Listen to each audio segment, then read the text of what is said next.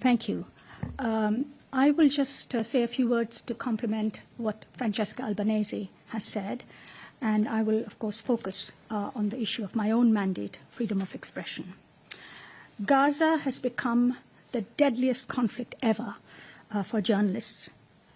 More journalists have been killed in Gaza than in both world wars, Vietnam War, wars in Yugoslavia, and the war in Afghanistan combined, according to one research institute. As Francesca mentioned, the UN number right now is 252, but that is, of course, likely to go up because every week we hear news of more killings. In August alone, 9 journalists were killed in 3 horrific, bloody incidents, as you may remember.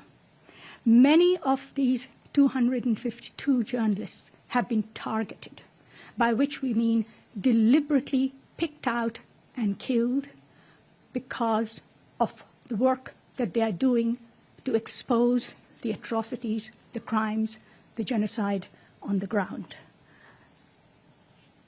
Let me spend 1 minute on the strategy that Israel seems to have developed, where they will first delegitimize and discredit a journalist. Smear campaigns are started, accusing the journalists of being terrorist supporters or terrorists themselves, and then they are killed.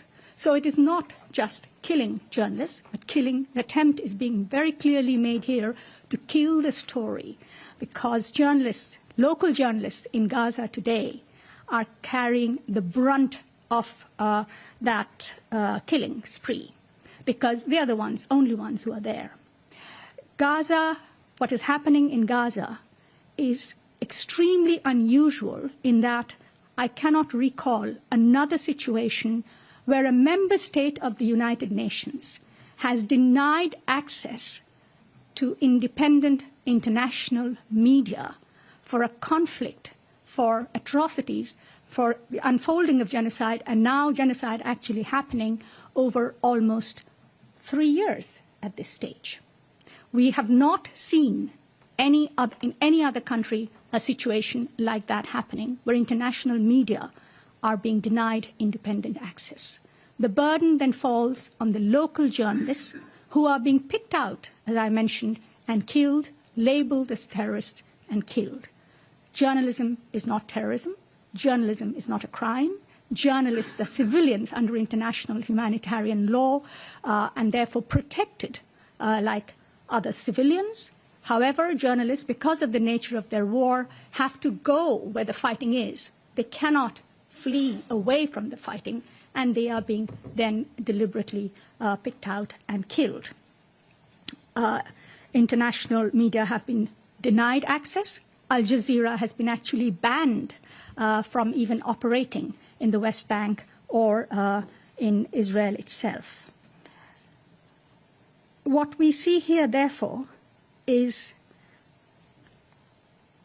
as Francesca Albanese, as you know, has written about the anatomy of genocide and the economy of genocide, and I would say that the story of the way in which journalists are being killed, silenced, killing journalists, murdered, in fact, is the cover-up of genocide, because these local journalists are the main source for news right now from the ground up. And if they can be stopped, if the information that is leaking out to the world can be stopped somehow, the Israeli Defense Forces believe that they can continue to do what they are doing with impunity. And that actually is the critical word here, impunity. Israel has never been held accountable.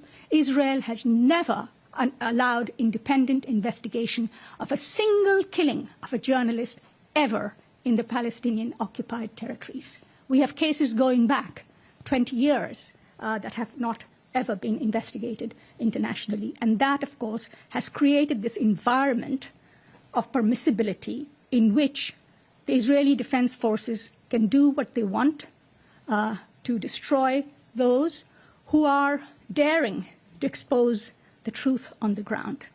And that, to me, is a big tragedy, certainly for the journalists themselves, certainly for the genocide in Gaza, but I think for media freedom around the world. A terrible precedent here is being made, and those countries that champion media freedom, those who speak about independent media, I hold them responsible at this stage. They must bring pressure to bear on Israel to allow independent investigation of the killings, to allow international access to international independent media. The very presence of international independent media will give some degree of protection to local journalists who are out there working alone, and of course, to stop the killing itself.